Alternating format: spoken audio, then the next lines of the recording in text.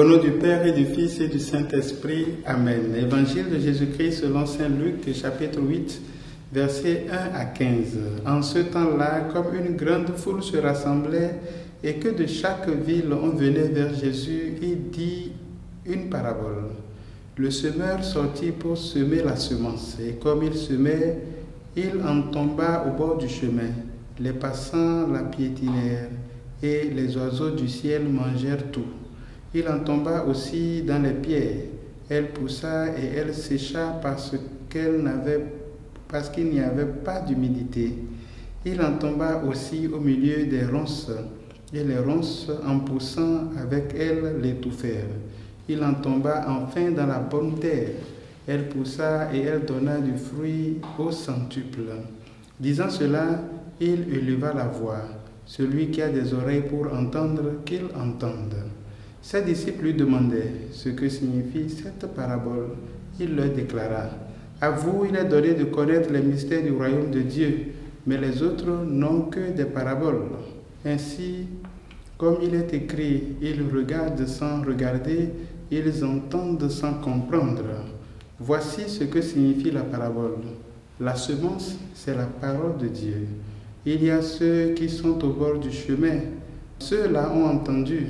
Puis le diable survient et il enlève de leur cœur la parole pour les empêcher de croire et d'être sauvés. Il y a ceux qui sont dans les pierres. Lorsqu'ils entendent, ils accueillent la parole avec joie, mais ils n'ont pas de racines. Ils croient pour un moment et au moment de l'épreuve, ils abandonnent. Ce qui est tombé dans les ronces, ce sont les gens qui ont entendu, mais qui sont étouffés, chemin faisant, par les soucis, la richesse et les plaisirs de la vie, et ne parviennent pas à maturité. Et ce qui est tombé dans la bonne terre, ce sont les gens qui ont entendu la parole dans un cœur bon et généreux, qui la retiennent et portent du fruit par leur persévérance. Acclamons la parole de Dieu, louange à toi, Seigneur Jésus. Frères et sœurs, nous connaissons presque par cœur ce texte. Il est assez long, donc je vais aller simplement attirer notre attention sur quelques éléments. J'implore d'abord la grâce et la bénédiction de Dieu sur vous en ce samedi 19 septembre. Première chose, le semeur. On n'est pas semeur couché, on est semeur lorsqu'on prend la graine et on se met dans le champ.